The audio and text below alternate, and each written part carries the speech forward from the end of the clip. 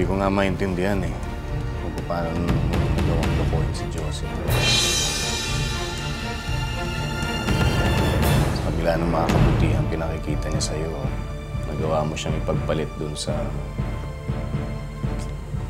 babaeng Ibet ba yun? Yung babaeng yun, bakit mo siya naipalit dun?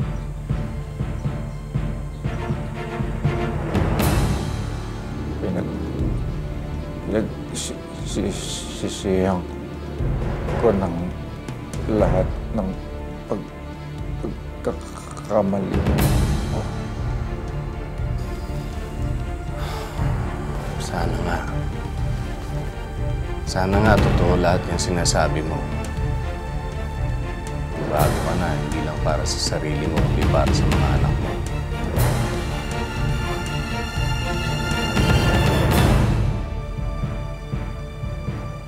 Hindi ko lang sigurado ay kung mamahalin ka pa ulit ni Josie.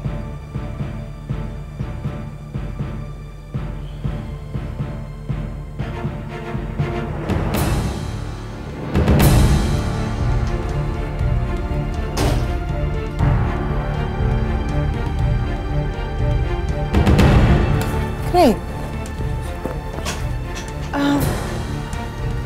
Bakit?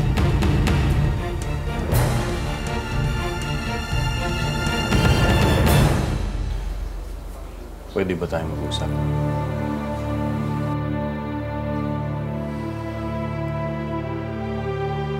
Oo. Oo naman. Excuse me, Lando. Pero kailangan namin mag-usap ni Greg eh. Tungkol sa negosyo. Sorry ha. Sandali. Okay.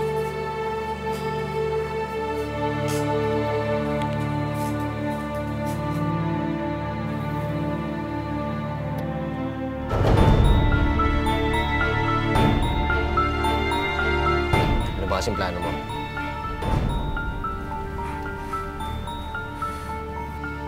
Basta hindi pwedeng malaman ni Josie na sa akin napunta lahat ng kayamanan nila.